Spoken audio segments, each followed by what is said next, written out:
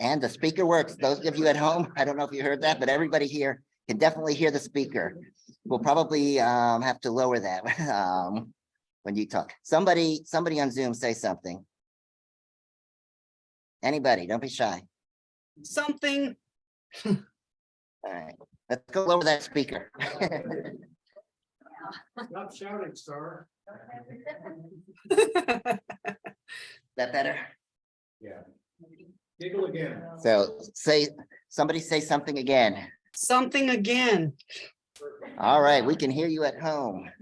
So now tonight, if you want to ask questions, you can ask questions and we'll be able to hear it and the people in the room will be able to hear it. So Right on. we'll eventually get this solved.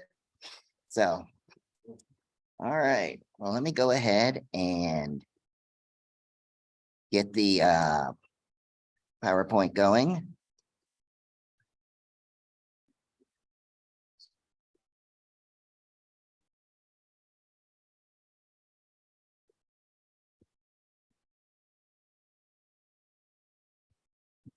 Look at that. I did that in what, about 5 seconds. That's already an improvement. Not done. Well, let me get rid of them, especially that guy on the top. There we go. And oh, I can get rid of this thing too.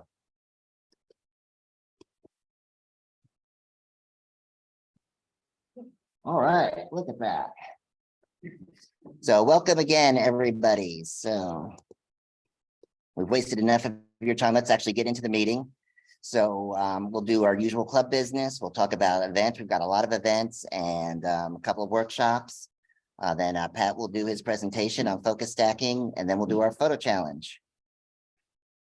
Michelle just came in late. I have to start over. No, just kidding. So usual business. If you haven't paid your dues yet and you'd like to become a paid member, you can pay online at northgeorgiaphotographyclub.com. You get lots of extra benefits if you are a paid member. You can read it on the screen, or if you go to the website, you can see the benefits. I won't go over all that tonight, but just remember that all profit goes to club expenses such as rent for the Bowen, the room we're in tonight, the equipment, events, Zoom, MailChimp, which is the program we use for sending out the emails. They started charging just this month. So we definitely appreciate your support. And in exchange, we try to give you the best things that we can. And we listen to you and try to do what you would like to see.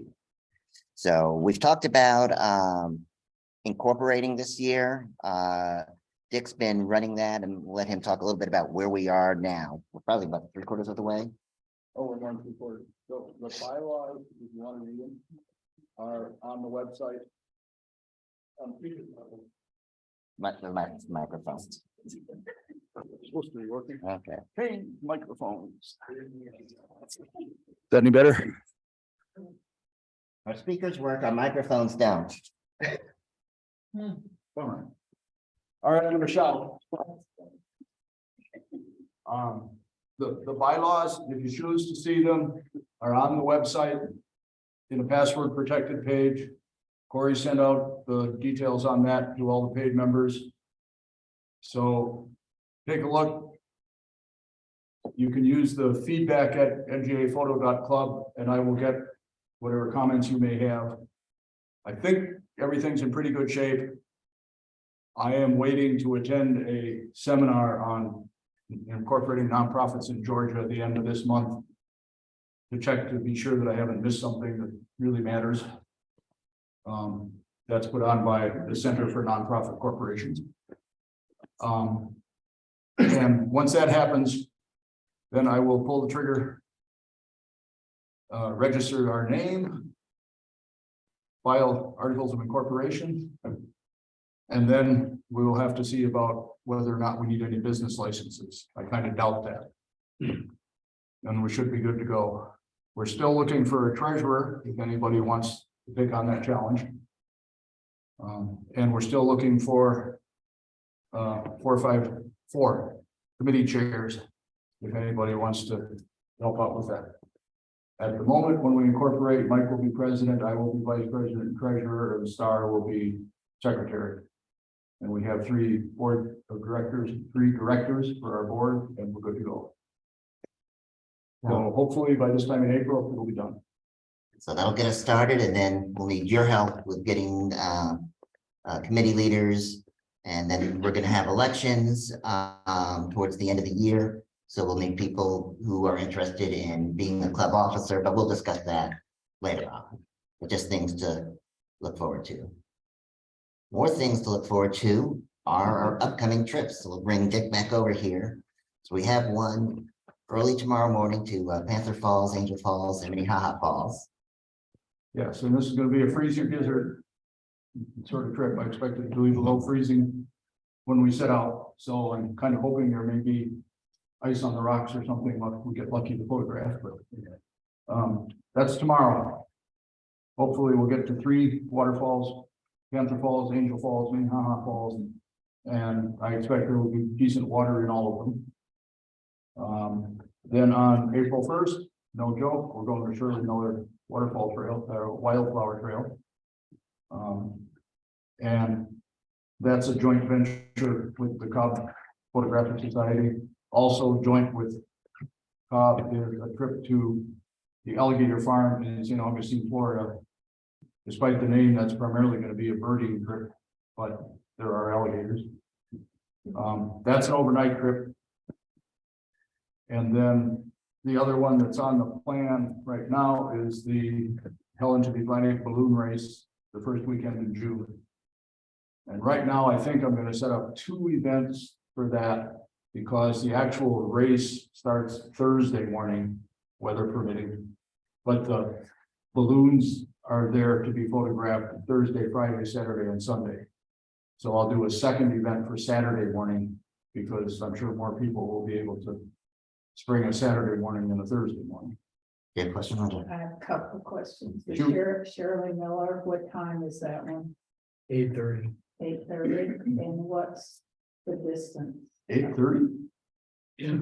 I'm gonna be there about 10. What, how? It's about a 2.5 hour drive. Okay, It's over, I think it's in the vicinity of Club on King. okay. Yeah, it is. It's in the northwest corner of the Corner state. state, Yeah. Okay, Yeah, it's a haul. now you're over the St. Augustine thing, right? Well, sure, Shirley Miller too. They're both. Okay. It- What? Go ahead. What's your question? How many people do you have? Is it full yet, or, Oh, no. and do you have a hotel that you've designated to get special pricing? You did. You mean for St. Augustine? Yeah, they know. Oh, no. St. Augustine, no, you're on your own for the hotel. And if you're thinking about that trip, you probably better get on that quickly because the rooms were filling up. We were working on that a month ago. We announced that one very early. Well, for that I reason. got the flyer and all, but I didn't know if you had, been able to book a hotel. That they would swap the room cost. No, and honestly, hotel rooms were already filling up even when I was planning that trip. So it was kind of every person for themselves to find accommodations. Mhm. You don't have to stay in St. Augustine. It's easier if you do, but there are other outlying towns that might be easier to find. Okay. So if anyone has questions about the Shirley Miller Wildflower Trail or St. Augustine, contact Rick. Rick is our go-to person for Cobb and for North Georgia. We've been doing a lot of events with the Cobb group, and we're happy to be sharing those events, having them share with us, and we're sharing with them. And there may be some others throughout the year. Rick, what is it about the license you need from Shirley Miller? Yeah, the Shirley Miller thing is you need to have some sort of a state of Georgia outdoor license. You can have a hunting license, a fishing license, or there's a third kind, and I forget what they call it. But it's basically if you're not into hunting or fishing. The thing is, though, you may as well get the fishing license because it's the cheapest one. And that qualifies you to be on the property. I've been there 3 or 4 times. I've never had anybody check me to see if I have my fishing license or whatever, but that's not to say it couldn't happen. This is the first year that's required. It didn't used to be. Last year. No, it was required last time. Okay. I've never. Just an update on that. I was there last week. They're no longer collecting anything. There's nothing there to put your collection in. So They're not charging like they had one Oh, previously. I didn't know they'd ever charged. Yeah, I didn't charge last year. They did, but they're not, they're not. limited. have to have, go up to They say no. Fishing license is $15. That was never a question, that's the sugar way. Well, Never questioned it. I know, but there's a sign that says they're no longer doing it. Or you can just risk it and, Rick, you know how long it takes to get the license? Hmm? You know how long it takes to get a license? Like if somebody doesn't have a license now, might still be able to get it by April 1st. I think it seems to me I was able to put a temporary one when I bought it. Okay. I bought one last year and an old part like me can buy a lifetime fishing license in Georgia for cheap. That's what I did. Yeah, I'm not as old as you get, so. So I know. you can get I saw that. a lot of the fishing. tackle Mike, can you hear me? That's a good thought. Walmart used to sell. I had somebody on the speaker. That's a good- Mike, you can get you can do it all online. Just go to the DNR website. You can get your fishing license online. But the question was more about time. Is there enough time to get it through the mail? So, It doesn't, they don't mail it. You get a printout. You can print it out right on your, you can keep it on your phone even. You don't even have to print it out. You just keep it on your phone and show it to them. that's perfect. All right, excellent, excellent. So that answers that question. If you have any other questions about those two trips, contact Rick, or you can contact me and I'll get in touch with Rick and we'll go from there. You reach me through Facebook or email. I think my email's out there. And then the Helen Balloon Festival, we do that every year. It's always lots of fun. And we might even, one year we went to Anaruby Falls after the Balloon Festival because it's right around the corner. So you never know what we might do. We have a couple of workshops coming up. Timmy wasn't able to be here tonight. So a few of you, like me, did the first frog workshop session with Linda Lester last Saturday. You probably see lots of pictures of frogs on the Facebook pages. That's where those came from. We've got a session on March 25th. All the spots are filled, but if somebody has to drop out, then Timmy has a waiting list for people to contact. These seem to be really popular, so we'll probably set another 2 sessions up later this year. So just kind of be watching. The other event we have coming up for workshops is on April 13th. It's on Zoom. It'll be a Zoom workshop, April 13th. I think it's at 7 or 7:30. And we're going to be discussing metering modes with Mike Robertson. So he's going to be teaching that. Mike, are you on tonight? I can't see who's on. I'm going to take that as a no. We were hoping Mike might be on and could tell us a little bit about what to expect, but we'll have that information in a week or so, a week or two, and we'll post that. And as you know, the workshops are for paid members only, so we'll email the information to the paid members and put that on the paid members Facebook page. All right, and now we'll go ahead and start our presentation on focus stacking with Pat Fahey. Pat's a member of the Cobb Photographic Society, is that the right name? And he's graciously agreed to tell us about focus stacking. So let me start his presentation here.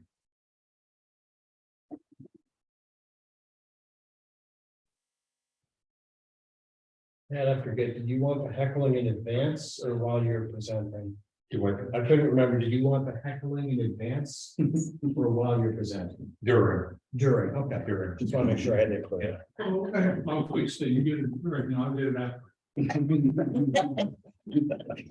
All right, we're ready. I'm gonna let you take over. Thanks, Mike. Most of the audience.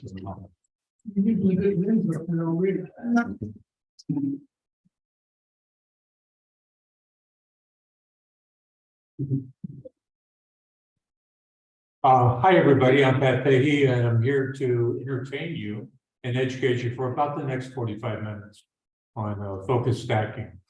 While we talk, the space bar always works nicely. So what we'll be covering here is people have a lot of questions about focus stacking and how it's different from everything else. So we hope during this time you kind of pick it up and it'll give you a tool you can use to evaluate amongst all the different things. We'll try and also cover during the presentation a couple of techniques if you're not comfortable with focus stacking to kind of get you through the night, as they say. At the end of the presentation, or what I've left with Mike, there'll be a PDF of this presentation, so all the screenshots, and also kind of a reference guide that will have a page each on how to do the workflow with Elegant Focus, as well as Photoshop. So it's part of the presentation, and it's also in a separate 4-page thing to help you as well. I do have to make an apology. In the PDF that I have with all these links on resources for focus stacking, but the links aren't working. I don't know why. It worked before, but I'll send that to Mike and he can pass it on out to you all afterwards.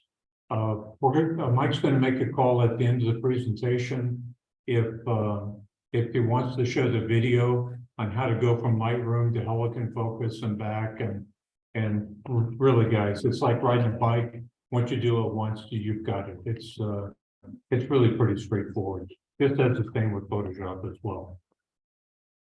I haven't heard a single heckle. Are you guys going to kick in anytime soon? There was a little snicker I heard over how easy it's gonna be, but that's. Yeah, it sounded more like a snore to me. Yeah. But, that's cool. The first question I'd like to let you guys think of: when do we not use focus stacking? And the thing about focus stacking, if you think about it, you're taking a series of photos of a still object.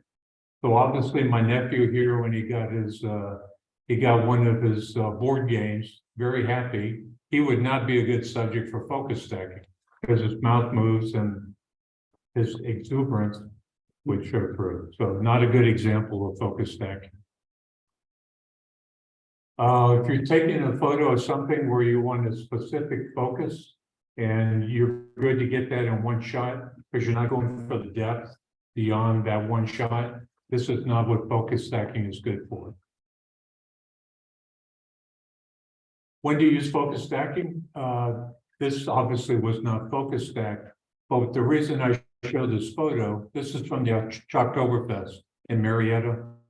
It's about October. Mike, you guys got to do it if you're not doing it. It's really a great trip. They have a date yet for that? Yes, but I don't know what it is. Yes, Mike, it's October. Okay. Thanks for asking. Yeah, I think it's October 8th, Okay. Eddie's building, badly. I mean, chalk or It's the word chalk is in chalk, on the asphalt the kids do. it has an L in it, chalk. Yes. Excuse me. Chalktoberfest. Okay, am I good now? Yeah. Okay, good. Thank you. So what I want to show you here is what it's good at is capturing different levels of information within whatever you're shooting. So that's when you would use focus stacking. This is my first instance when I used focus stacking. It was a cold and windy afternoon out, kind of like you guys on the field trip tomorrow. So it was a cold morning. Obviously, I know Rick, and I'm plugging in with the field trip. I told him I'm going to be in my bedroom slippers when he does that. So what I wanted to do was capture all the pansies there and knock the background out of focus. You guys all know that if you shoot this at FA, you'll probably get the first pansy just fine. But I had troubles even at 11 getting both pansies or 3 pansies in focus. So I said, let me go upstairs and read up on focus stacking and give it a try. So I manually shot 3 shots here, just of the pansies at F8, F11, and it worked perfectly fine. So that kind of whetted my appetite to it, and that's how we started off onto it. So again, the idea of focus stacking is you want to go a little bit further to have it in depth than you can get with your lens aperture.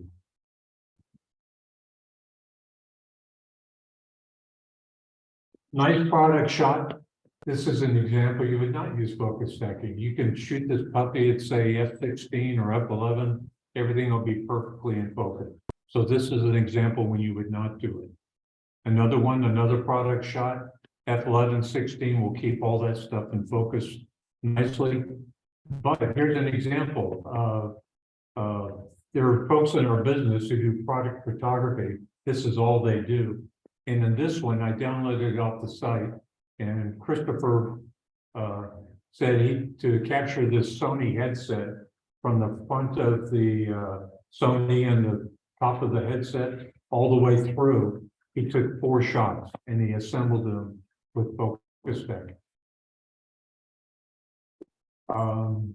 One thing I've come to appreciate with focus stacking, especially for those of you who go to Shirley Miller and other things, maybe if you want to do the waterfall with something up close, to have that in focus as well as the waterfall, that's a perfect example for it.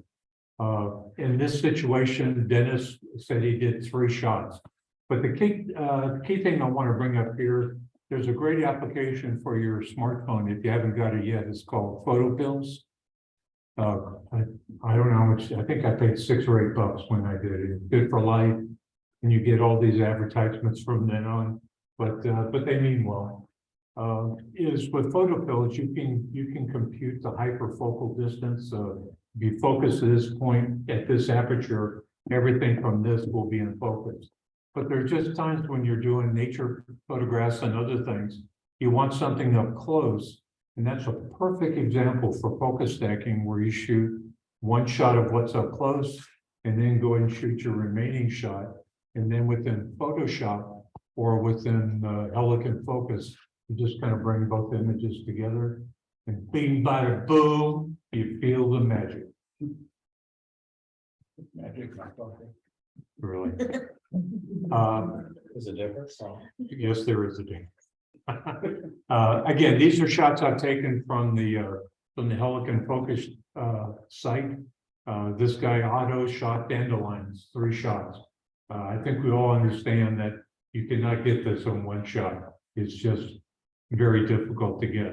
If you look at the very front of the dandelion, the points looking directly at you are perfectly sharp, and the focus point extends beyond them. So again, if you take nothing out of this session, focus stacking is expanding your field of depth within a photograph.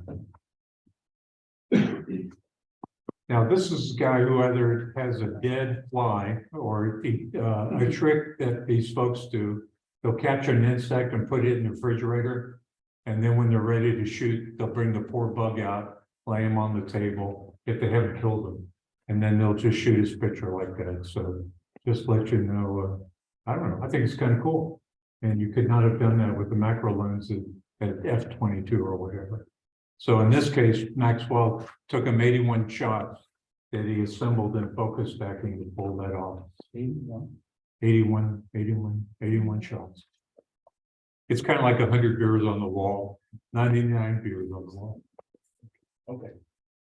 Dennis, I'm gonna have to liven up this crowd a little bit, you know. Okay, so here's the thing. What do you need to focus stack? This is just a guide.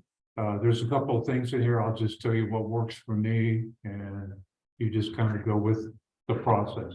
So the process, again, like I've mentioned, you take a series of photos. The camera does not move. The subject you're shooting does not move. With that, life is good. So you're taking a series of shots on your camera. You bring it in on your disk, and you either run it through Photoshop. That's what the PS is, Photoshop, and the kind of swirly tornado is Helicon Focus. So those are the 2 icons you'll kind of see throughout it. So you run it, and then this is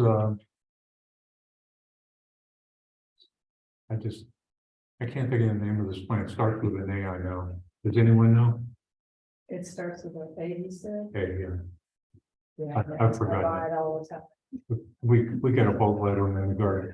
So if you look at the very tip of the leaf going all the way back, I believe this is like 4 shots. So luckily the one wasn't blowing. I had it on a tripod, popped it, ran it through Photoshop, and it worked just beautiful. Any questions so far about what Photoshop is, and more importantly, what it's not? Yeah, Dick. So So the camera doesn't move, the subject doesn't move. What changes is Right. the focus point. Yeah. So on some of the, when I did my first photo with the fancies, I hadn't gotten the camera I have now. And I literally moved it for those 3 shots. You're just focusing on a different part. Most of you have mirrorless cameras, or you have some of the like the Nikon 850, 800, something like that.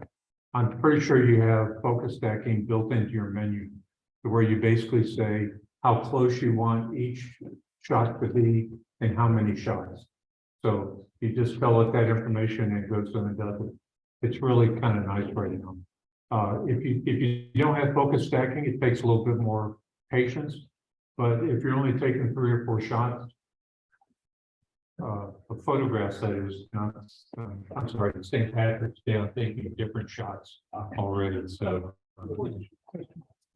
You mentioned just popping them into Photoshop. What is the process of putting them together in Photoshop? first off, I'm going to explain that as at the end. Oh, But to make it simple for you, you take your 4 shots. I'm going to use Lightroom. That's what I use. So I'm bringing the 4 images into Lightroom down on your film strip down there. And then you select them all and you bring them into Lightroom as layers. okay. And so they're all stacked in the layers right over here. And then you select them all, you auto align them. Because whether you believe it or not, these things move just a little bit. And then you run auto align and then you run the other thing in Photoshop. And it works just fine. Pat, do you mean Lightroom or do you mean Photoshop? So, Do you mean Lightroom or do you mean Photoshop? well, in Lightroom is where the images are coming in. And then you block them and you send them to Photoshop. Okay, gotcha. Well, you said send them to like. See how much I love that product. Question, Sure. does it matter? I guess you're focusing each photo on where you want it to be focused, what Exactly. part you want to come in sharp. But is there any, I don't know, reason or a process with that, or just think that you want this and this and this and this to be sharp? Yeah, that's a good. One of the factors you have to consider is your aperture. So if you have a small aperture, then you're going to have a greater field of focus. So you can cheat a little bit further into it. If you're shooting like f4 or 5.6, then you have to focus them in a little bit tighter. I'm afraid to say it's you just need to screw up a couple of times and learn how it works. That's how I did it. I think what she's asking though has to do with, so what he's describing is how much of the depth we want to be sharp. So if you've got a flower in the foreground, like the first example, you may want the whole flower to be sharp, you don't care about the rest of it. So you're gonna focus stack with a shot here, here, here, here on the flower, and combine them and have the flower sharp. Yeah. If you're doing a landscape, you're gonna wanna do that rock that's in the foreground that you want Yeah. sharp, and then certain distance out, So you, out from there. you might be at 11 at 16 or whatever, and then you would focus on certain points based upon that aperture. So Yeah, that- you don't change your aperture. No. Just the. All you do is you just focus a little bit further into what you want to photograph. And to Rick's point, if you just want the flower in focus, that's all you're focusing on, taking pictures. You wouldn't even spend a single moment worrying about anything else, because you want that to be out So of you focus. would focus on the pistol and then the next pedal and the next pedal and the Oh. next pedal. In Georgia, the correct response is, yeah, buddy. Okay. You installed the plugin in the Photoshop or Lightroom? Yes, it's a plugin. Because I don't. Are you talking about Element Focus? I'm sorry? You're talking about, yes. I no longer use Photoshop or Lightroom. I'm an Affinity Photo and Luminar user. But Affinity Photo will take Photoshop plugins, so. Infinity Photo also has focus there. Does, Yeah.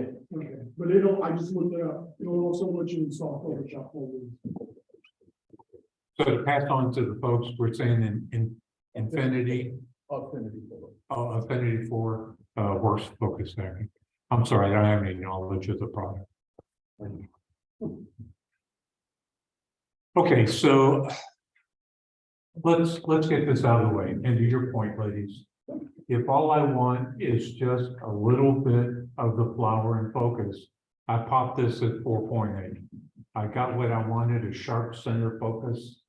That's all I wanted. But let's say I want a little bit more of the focus. I'm not saying focus stacking yet. I haven't used that word yet. So all I've done is I've increased my aperture down to f18. So I got more of the flower in focus. Here's focus stacking in a nutshell. If I want more of that flower, the petals beyond it to be in focus, that's when you need to consider focus stacking.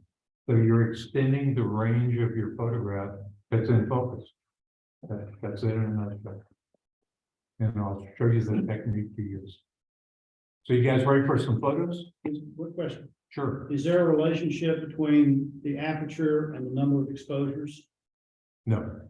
So f8 would give, you could take 4, and f16 you could take 3 or 2? Let me say I don't know. That's Okay, I'm trying to get it, I'm trying to understand the relationship between what my aperture is set out and how many pictures I need.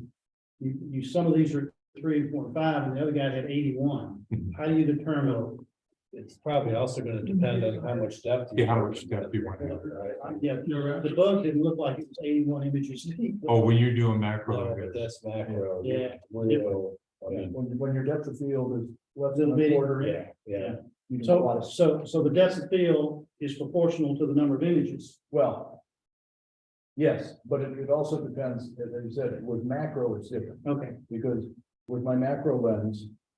If I'm right up close to something at f8, depth of field is about a half inch. yes, If I shoot something in the distance of f8, depth of field is yes. 20, 30 feet.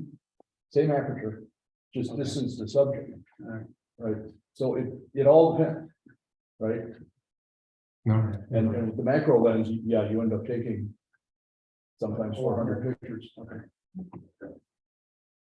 Any other questions? So we haven't said the word focus stacking yet, right?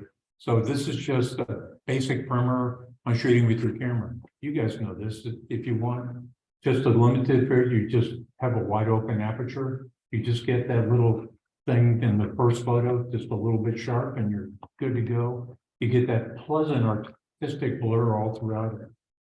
And the second photo, f18, obviously there's a greater depth of field to your points. And so there's more in focus. And now we're going to move on to the world of focus stack. So here is a dream I took a couple years ago on my porch. I tried to shoot this at f11. I could not get it from front to back in focus. So I said, I'm going to use my focus stacking. So I took 2 photos. And it's kind of a game trying to figure out where to focus that second one. You can use focus peaking if your camera offers it, where it kind of changes color a little bit, where it's going to, you think it's going to be in focus, and that's a good guy. But quite honestly, guys and ladies, you just have to play with this to see how it works for you. It almost falls under art and not science. So with this one at f8, it worked out just fine. 2 shots. I was kind of looking around and I noticed that there were 2 bud clusters fairly close together, but knowing what I knew before, I stuck with f8, but I did about 6 shots. But I think someone mentioned earlier or asked the question, how far do you extend into it? It's only as much as you want in focus. Do you see how the background just popped, just goes a pleasant blur? That's because of the distance that was away. It just kind of goes to a pleasant blur. So the second one is about 5 shots, I think, at f8 and pulled it off just fine. Okay, you ready for a little magic that you guys can do right now? Just kind of play around with an image when you're in Lightroom or Photoshop or whatever your editor is. Play around with the different presets and the different options. Please just don't concentrate on shooting color all the time, because if you notice, it just gives a different feel to the image. So you'll see a couple pictures I'm going to just recommend to you to kind of play around with on your own and just see how it works for you. We brought the plants in from during the fall, and our coleus bloom. It's that real pretty blue thing you see kind of running up. But if anyone knows a coleus bloom, it doesn't really quite go straight up like this, so you can't shoot it like that and have it all in focus. I only wanted the blue stem in focus. The coleus was kind of going like this. So I had to come over to the side, my camera's over here, and see what part of the coleus stem was the closest to the lens. That's the point you're going to focus on the first time. If you try and look at it from the camera, you won't pick up on the fact of that bend and blur like that. So if you come over and look at the side, that'll show you where the first point is. And I think I took 3 shots on this.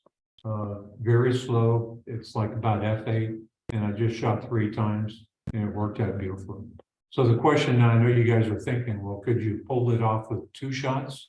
I'm hearing you guys. Could you pull it off with 2 shots, or with 3 is just the right number? You just got to play with it. There's really no. It's an art. It's an art. That's all I can say. About 4. Yeah. What about 4? Yeah. One thing that I do is after I take a series of shots, I always look at the first shot to make sure it's sharp, and I fast forward all the way to the last shot and make sure that the back end of what I wanted was sharp. So to answer your question, that's sometimes how I gauge how many shots. There's many a time I've shot 5 shots and it wasn't enough. So you know what? I just shoot another sequence, and I extend it to 7. And then I go and check that last photo to make sure that that back end of that coleus was as sharp as I wanted it to be. The question of the aperture, I think you guys are bringing up, is a good point. Which has a better bokeh? Is it shooting at f2.8 or f16? F8. So 2.8. So it's got a shallow. Say again? F8. F8 is better than f16. You're right. Yeah. So on this one, I was shooting at a wider aperture. So when that last frame hit, the rest of it would kind of go softly out of focus. If I shot that at f8 on that last frame, the bottom leaves of the coleus, the red and green, were in focus. So that's when I backed off and shot at a wider aperture.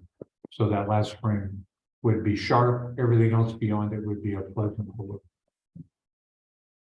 I think you guys are picking up on now that there's no set formula. You just got to play with it. And like I said before, you just got to screw up a couple of times and learn from it. I was outside. We have a winter blooming camellia. And I was at that, it was towards the end of the evening. I was taking pictures on my tripod, natural light. I had my flash, and I didn't even see this bee. As I was walking back to the house, I noticed the bee was there. And for some reason, it was there. So I had an SB210 flash and a stand. I put it up fairly close to the bee, and I set my camera the interval of flashes, and this is important if you're going to use flash for focus stacking. You've got to make sure the interval time in between your shots is long enough for your flash to recharge. The reason I learned this the hard way, I was sticking with the shoot it as soon as you can, and about every 5th shot was properly exposed. But once I backed off my interval to 2 seconds, my flash had enough time to charge, and I got really nice exposures. I can't remember, it's only like about 3, but if you look, I had to walk over to the side of the bee, because if you think that the bee is the topmost point in this, see over on the center right side, there's a curve of a petal going up. That was actually about that much higher or closer to the camera than the bee. So it changed to where I was going to take my first shot. And why is it your bee set still long enough? My bees are fast. Just put them in the refrigerator. I didn't have a refrigerator. The only thing I can think of is it was late in the fall and it was cold already. Other than that, I don't know why. But let me bring up a nice thing about Helicon Focus. With Helicon Focus, if you get the mid product, not the light, but the next one, you can actually go through each of the layers. Now, how many of you thought that those antenna on that bee stayed in the same place every time? It didn't. It actually moved 3 or 4 times, but the bee itself stood still. But with Helicon Focus, I could go into each layer and heal out that extra antenna so that I only had 2 at the end of the game. So that's how that works. How many of you folks have tried? Say again? Otherwise, you get them. Yeah, but I learned it pays to be nice. All right, I can't take it anymore. Yes, we got rid of the hecklers. He's the beginning. Oh, this is a tough crowd. How many guys have shot pictures of the orchids, trying to get everything in focus? If anyone's done on one, I'll buy you a beer tonight, because I cannot do it. So shooting a Phalaenopsis orchid from the very front all the way through was about 3 shots. About F8 on all of them. It worked out fine. Here's another example, just having fun with your image.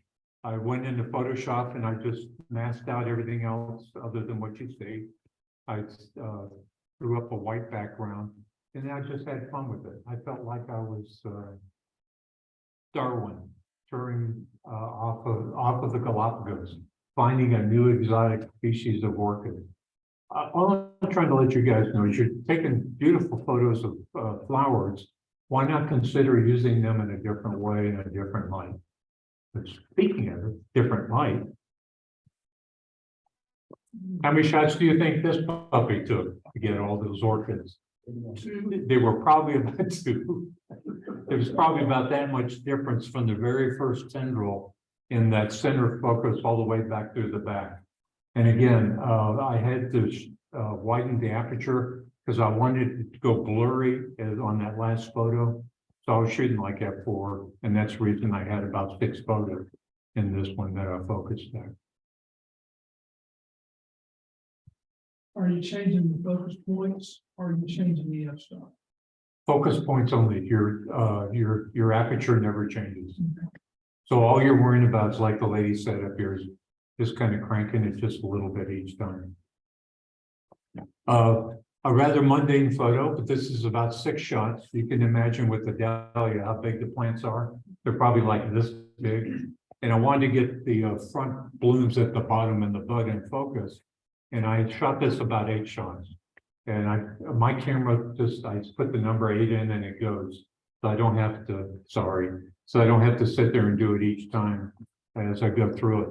Say there's a bug in Say again? there? Did you say there's a bug in there? A bloom and a bud. Oh, a bud. Bud. Good. Okay, you guys ready for just having fun with the photo? Run it through your presets and have some fun. Jerk the colors around, just have fun with all this stuff. And all my flowers are in focus. That water pipe in the back suddenly disappeared.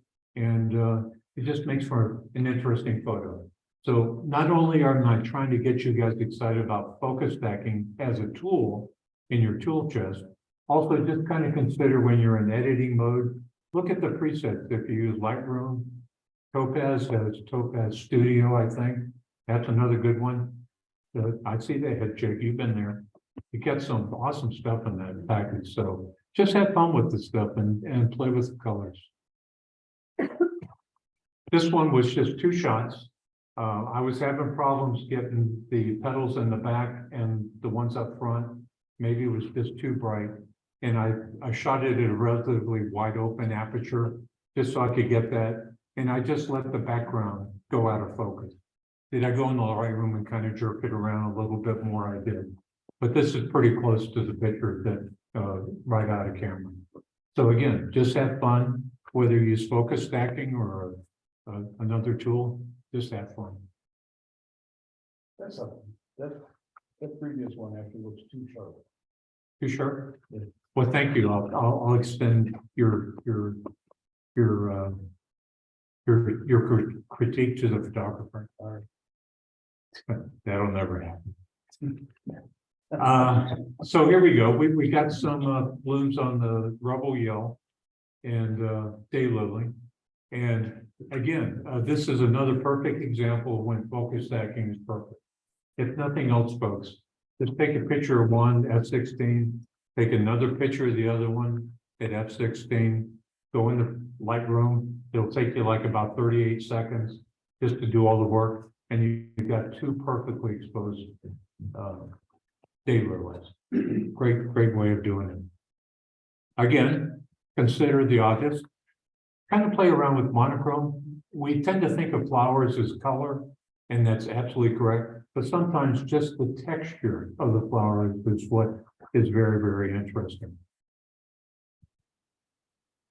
Okay, we're gonna, there's a video on this at the very end with elegant focus. I gave Joy roses for her birthday in December, and she appreciated them, and like most of us, she put them outside to extend their life just a little bit. And during the night, it rained. So I went out that morning to bring them in, and there were all these drops in here, and I was just really excited, and I said, I'm gonna try focus stacking again. And there's 16 images here. So I used a relatively small, I shot 2.8 on this one, because I wanted that right on the last edge of it. I just wanted it to fall right away out of focus. You'll see why in just a minute. So this is a perfect example of focus stacking worked out beautifully for me. So I used all that space. You guys can do this too. Just turn it into a calling card, send it to a friend as an attachment in your email. Just have fun with it. That's what I'm really trying to get you to go here. I mean, you got a focus stacked rows, and you got to, I mean, I felt a lot of love for a couple of days after this. Another thing to consider for my sister-in-law, I focus stacked 3 shots on this one. It was, this is the wall roses that'll bloom here in less than a month. And on our back fence that it backs up to, the evening light, it's beautiful. The fence goes completely dark, and that rose is just staying there popping. And I got to go out and visit my sister-in-law, I didn't say sister-in-law, my daughter-in-law, and we had a very nice dessert when we went up and saw them. So it pays, guys. It pays to be nice. Happy wife, happy life. Yeah, really. Yeah, you're absolutely right. Here's another impossible shot you could not have gotten with F32, F64, whatever. If you look at the right side of the image, it has that stream with the water running down. And then looking at the leaf, the width of the daylily, it was probably about like this. So I don't remember what the aperture is, guys. I'm sorry. But I just took the time. I actually shot about 5 sequences, and I found that only one of them really worked. And it wasn't because of the settings. It was just the flower was moving. And but I got a perfect shot. I know it's hard when you look at this, but absolutely everything's in focus, and it really looks nice.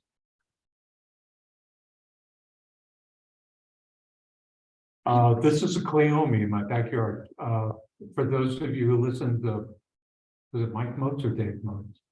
Mike Motes. If you notice, one of the first things he said was always use a diffuser. Well, it was a hot summer Georgia day, and the Cleome were in bloom.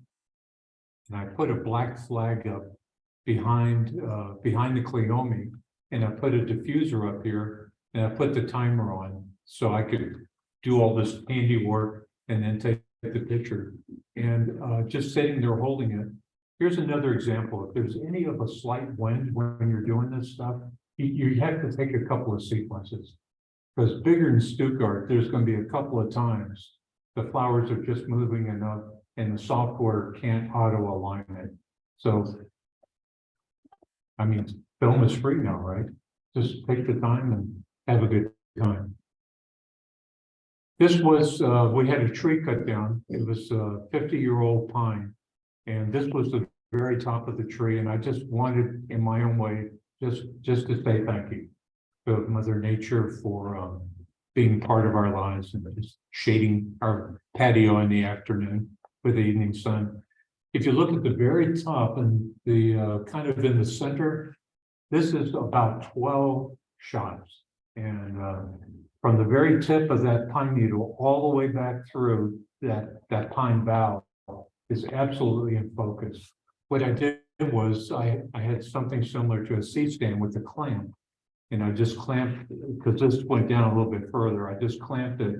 I put it up against the garage door with a black flag. Like, you guys buy foam cord that's black. This was actually bigger than that. But the idea is that's really how easy it is to do something like this. You're not going to believe this. Microsoft Word had that really little funky little circle going around it. I'd seen it in another application. I thought, why not use that funky little thing? So I inserted the image into Microsoft Word. And if you double click on a picture, it gives you different menu choices up there.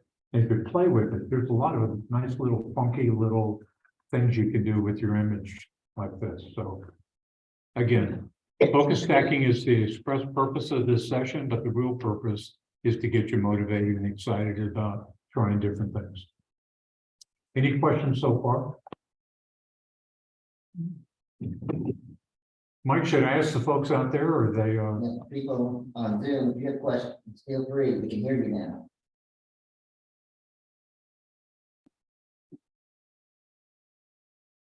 We usually do it in the chat there, at the top during the presentation. Okay, well, keep doing that. No, I'm teasing. So Rick, what was that? Tommy, can you hear me?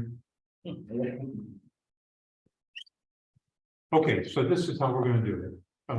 Gotta have a tripod, gotta have a tripod, gotta have a tripod. Gotta have a quiet day, not a lot of stuff. If you're doing it manually, it's okay to have it in manual focus and just do it yourself. Just kind of crank it around. One of our other club members had an idea with his Canon. He has like a bunch of little dots, and if he touches the dot, the camera automatically focuses on that. So Umi would use that to step through the photo to get his 5 or 6 photos of whatever he wanted. If your camera does focus stacking, then the camera has to be in autofocus. I say this because I wasted hours wondering why it didn't work. And I realized the previous thing I'd used manual, and it won't work when it's in manual mode. Image quality, I recommend you try and get the best you can, because if you're like me, you kind of shot a flower that's maybe this big, but because you didn't have a macro lens, it's like your film space is probably like this. So if you shoot it at a good quality image setting, you can crop down and smile when you walk away with a great result. The ISO settings on the cameras are tremendously better than they were 5 or 10 years ago. So don't be afraid to go to 3200 or 6400 when you're in low light situation, and just kind of have a good time.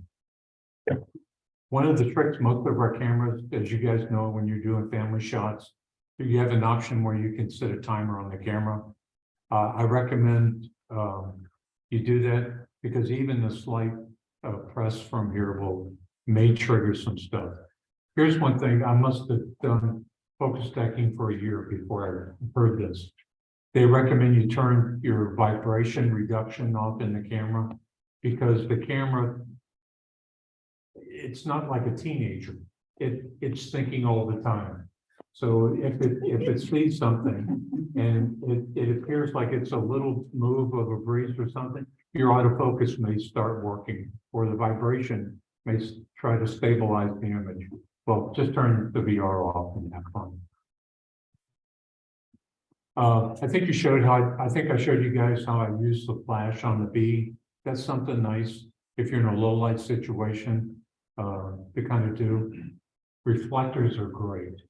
Reflectors are great. If you guys have kids, you have school projects, and you got the big foam core boards with this is the state of Georgia, how a peanut grows or whatever. Just flip it over, it's still white, and use it as a reflector off to the side. It's a great tool. Continuous light sources. Anybody have a torch? What? Torch in British is what in American? Flashlight. So just use a flashlight, have some fun, add some extra light to your image, and just have a good time like that. Macro has extension tubes. Guys, I apologize, I really don't do macro like that bug. I'm happy doing flowers. And bees, I'm not happy. But extension tubes are a great tool if you like to do macro work. A couple of people recommend focus rails. I really don't, because once the tripod is set, what's the only thing that moves on the camera? That's it. Don't change the aperture, don't change shutter speed. Just you're focusing at a different point. You're going into software and kind of assembling. Kind of like the Transformers. Photo thing. Try and make the photo the brightest thing in the photograph. Otherwise, your eyes are going to go everywhere else except where you want them to go. The histogram is a great tool to make sure you haven't blown out part of your brighter side of it. I'm guilty. I'm guilty. Okay, you guys ready for this tip? This is super. Turn the camera on. Drink a beer in my name. Drink a beer in my name. If you do a couple sequences of focus stacking, how do you know where the last shot ended of the sequence and the next one begins? This is one of the few times you can give me the finger. So what I recommend you do, right before you take a shot, put your finger in front of the lens and just click it. So you can see when you do it at the end, just hold up, you can hold up whatever you want. On sequential, so I hold up two. And just two, and then that way, when you've got 180 photographs and you've got 5 or 6 sequences, you know where one ends and one starts. Trust me, have a beer in my name. To your question, low and high aperture, I apologize. You just got to play with it. You just got to play with it. Yeah. Does that have a beer in my name acronym or something or not? No, I don't think that far ahead. Oh, he's just wanting- I'll drink it. No, he's wanting us to drink. I just think beer and I stop, you know, what can I say? The key thing is in shooting this stuff, you may think there's no breeze. Trust me, you'll be disappointed when you get back. Whenever you do focus stacking, I strongly recommend you shoot at least 3 or 4 sequences of the same thing. Guys, it's free, you can throw it away. Photos don't chuck it.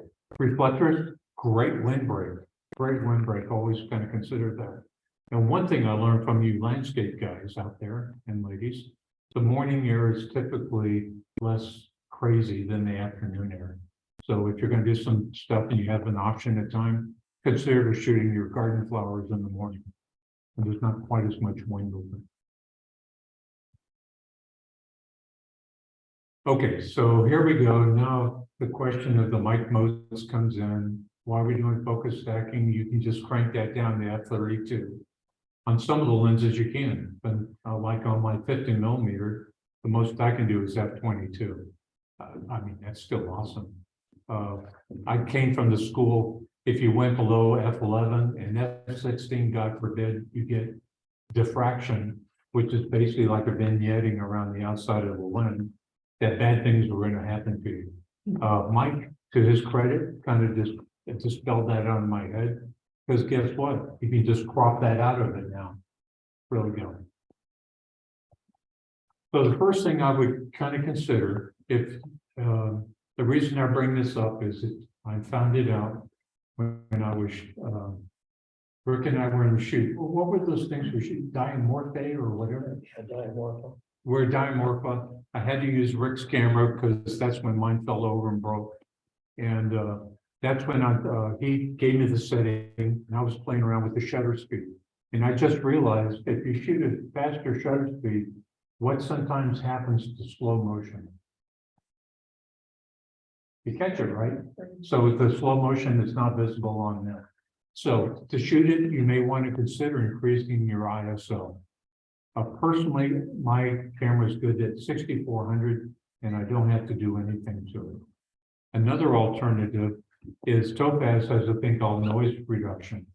For those of you who have not played this game before, Black Friday is typically when a lot of the software manufacturers will give you really rock bottom discounts and stuff like that. But you know, Lightroom is not bad. I would try the Lightroom noise reduction. That's the one on that side. I realize I'm looking in a mirror. So use Lightroom first, and if it doesn't work and you do a lot of high ISO, Topaz is an excellent product. It's thanks to Olson here, I learned about it, and a couple of the other guys in our club. Okay, let's talk about price and functions. So the first thing we have is Photoshop. How many of you guys do the subscriber version or Photoshop, whatever? You guys are well on the way. Where do you find it for $9.99? It's $9.99 a month. It's $19.99. No. That's $9.99. If you're starting out, Photoshop and Lightroom together. That's what I 10 bought, bucks. and I will charge $19.99. There's a package they give you that gives you a super huge online storage. That's the one you're paying for. There's another version out there. It's $9.99. I'm gonna have to call that and get the money back. So you might have one for $9.99. Have a beer with my name or sweet iced tea, whichever you prefer. Okay. If you want to store all this stuff in the cloud though, I do store in the cloud, and I have Yeah. an external hard drive too. well, if you want to store it all in the cloud, you're probably on the right plan, Okay, but a lot of us don't. yeah. do I that. just have it. I don't do it. See, I'll tell you that, please. So with Photoshop, you folks already have the product. Why not take advantage of it? There's a couple of disadvantages you'll see. Is I find Photoshop to be about 5 times slower than Helicon Focus. Helicon Focus is like a race car. Photoshop, you know what? It works though. And it gets better every time. We'll step you through the workflow. It's very, very easy. And it's really easy. So Photoshop is a good tool. You already got it. Why not use it? The other product is Helicon Focus. Because I used it for, here's a recommendation for you. Helicon Focus has a 7 or 15 day free trial. Whenever you're going to someplace like Shirley Miller or somewhere where you're doing a lot of stuff and you want to try out focus stacking, just download the version. They don't put any of those obnoxious watermarks on it. It's yours, but it times out after 7 or 15 days. I don't remember. And if you like it, keep it. If you don't, Photoshop's always there for you. So the advantage of Helicon Focus, it's super fast. You can do a little bit of the editing if you get the product that's beyond the light version. And I got to tell you, it's a trip. Mike, if we have time, if we don't, it's fine. But in that video, we stepped through the Helicon Focus one, and there's one thing that looks like an X-ray. It's really cool. Sorry, I'm easily entertained. Okay, so what do you do if it's not your cup of tea? You said, Pat, I'm not going to sit there and make 3 photos and go home. How many of you guys are thinking that right now? Well, that's a fair thing. Photo pills, $8. Find out what your focal distance is. You put the things in on your smartphone. It tells you focus at this point.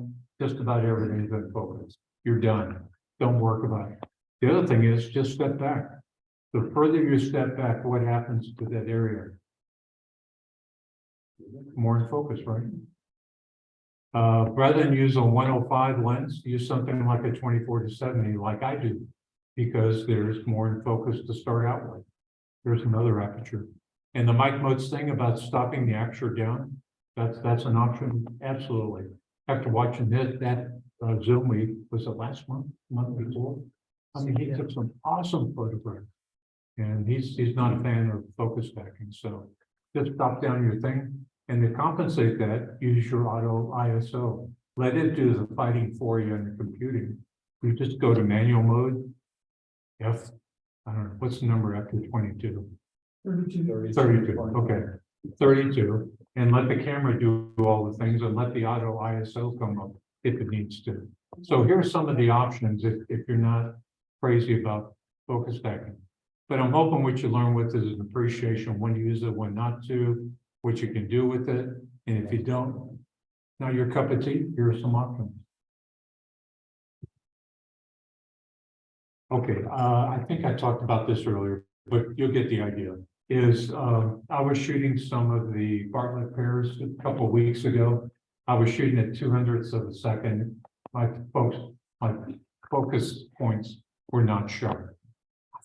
God, I spent so much for this camera lens. I can't believe it. And then something reminded me about the shutter. So I jacked it up to 500. My ISO went to the roof. You see it 1400 here. And you know what? It made all the difference in the world.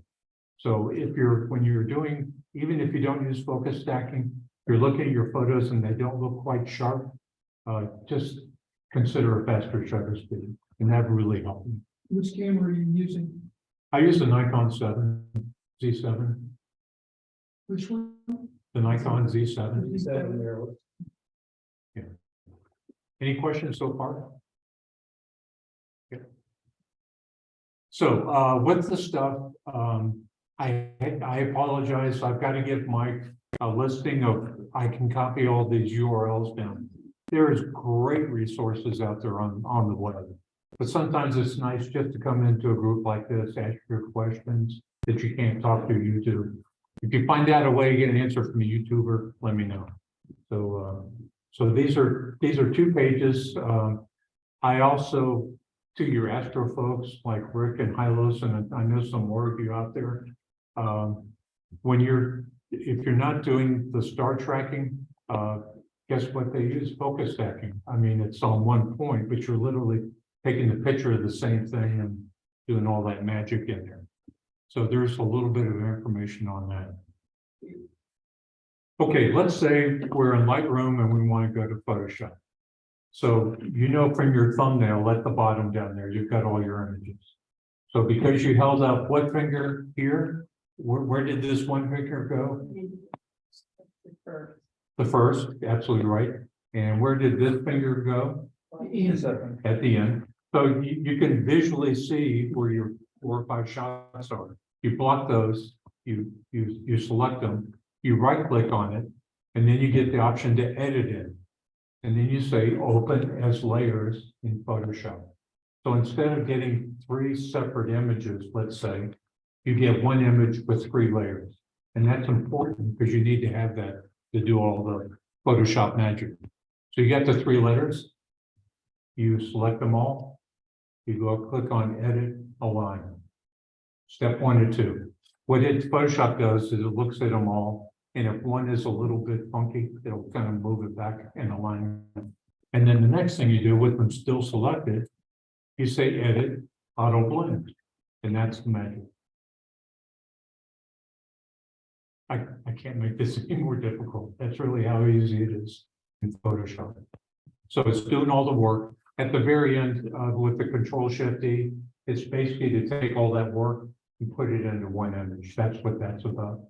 And then when you save it, if you're in Lightroom, where do you think that new image is going to end up in? Lightroom. It comes back in Lightroom as a new image.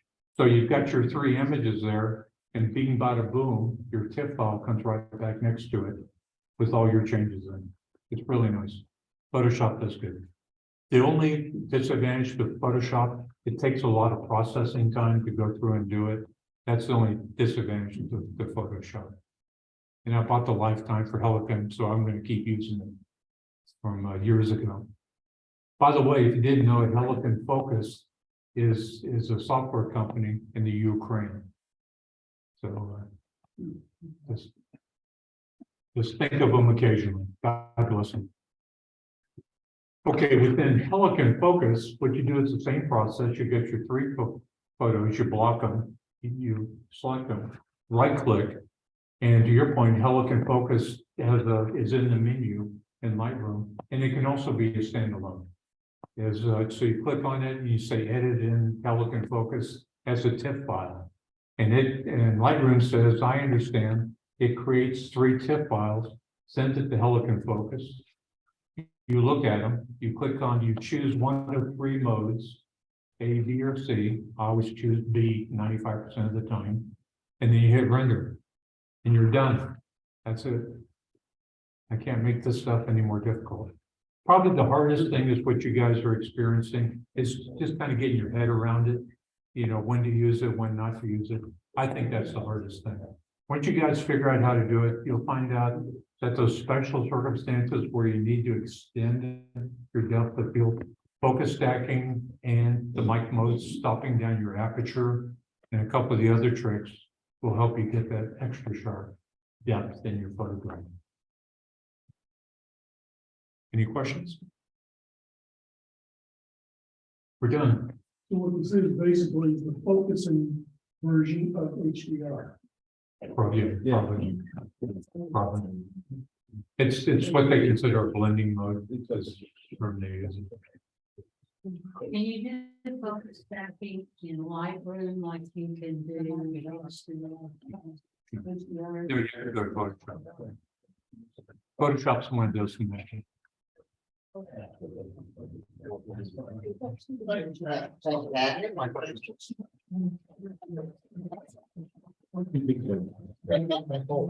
anybody at home have questions?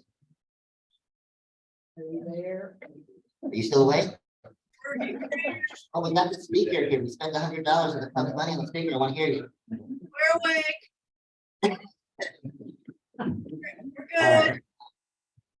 Pat has a video that he made on this focus stacking. I think what I'm going to do is try to post it on the Facebook page. I may have to post it on our YouTube page and do a link. Because maybe too much memory to post on Facebook, but we'll try to get that on Facebook sometime this weekend. Mike, you're gonna share this as a PDF with everybody, right? Yeah.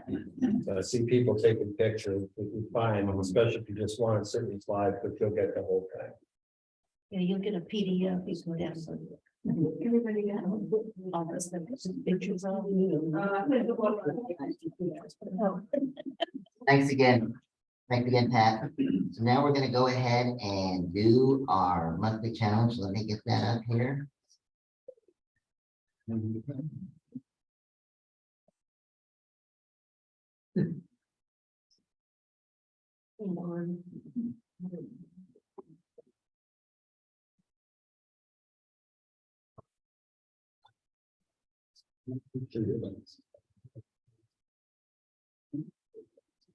we go.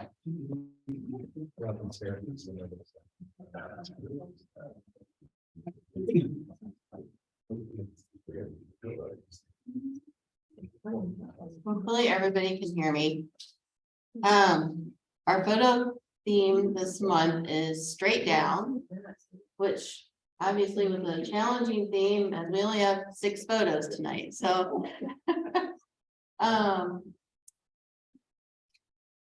There we go. If you're new to the club, our photo challenge is open to our paid members. And the images submitted must be less than 2 years old. Must be a single image. We don't allow composites in this challenge. And we award points for the top 5 finishers each month.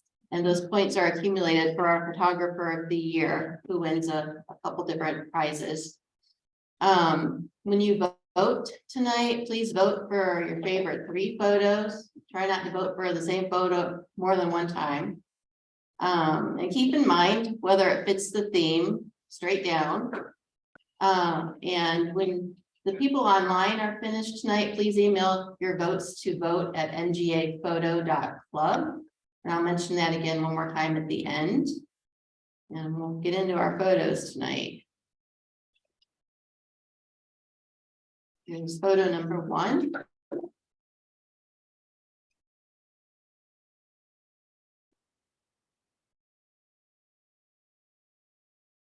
Two.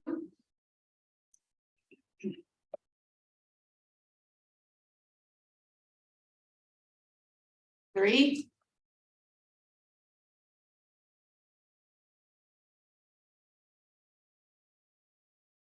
4.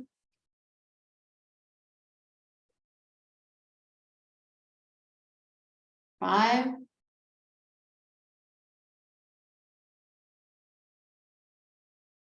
6. And I'll go through these 2 more times backwards. Cursor. 5.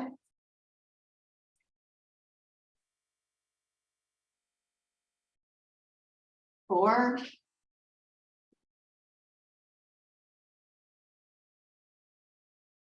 3.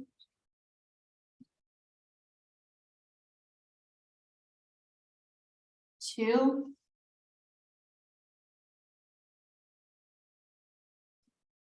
1.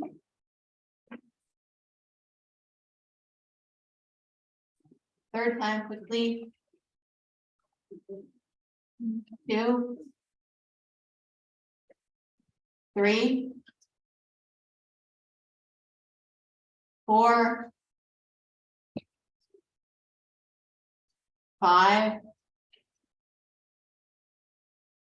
And 6.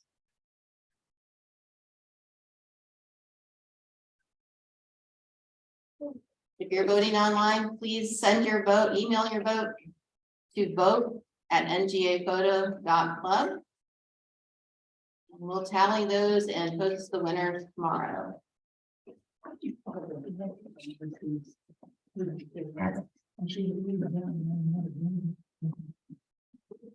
Lisa? Thank you.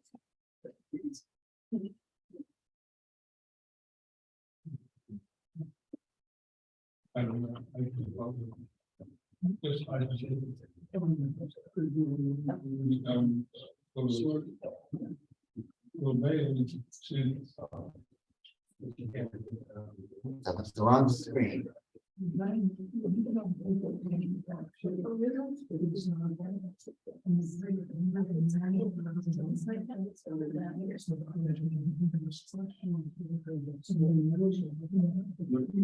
want to thank everybody for coming tonight. I want to thank Pat for his presentation. Our next meeting is going to be here at the Bowen. It's going to be on April 21st at 7 p.m. Our presentation is going to be our own Rick Olson discussing the Adams scheme attack. Right?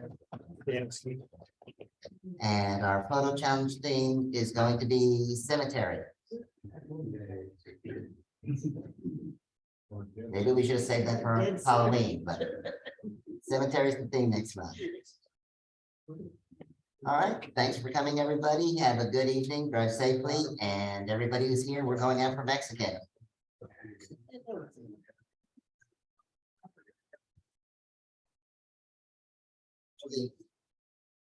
Got some questions, Pat, we have some questions in the chat. You want to answer them? There's another kind of motion. Hang on, everybody, we got some questions in the chat. See it up there? Is that a question or just a, or is that just a statement? Well, that's a statement. Okay, never mind, that's a statement.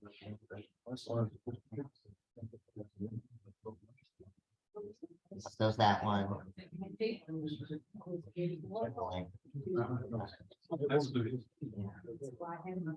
You ever focus stack while using flash or continuous slide? Yes. Yes, Remember the yeah. And somebody else answered. Okay, Sure. then I follow my setting with Photoshop. I like it. It's not a problem. But then it comes time, I need her to do the baby registry to put onto the index. Thanks again, everybody. Have a good evening. We'll see you next month. So Mike,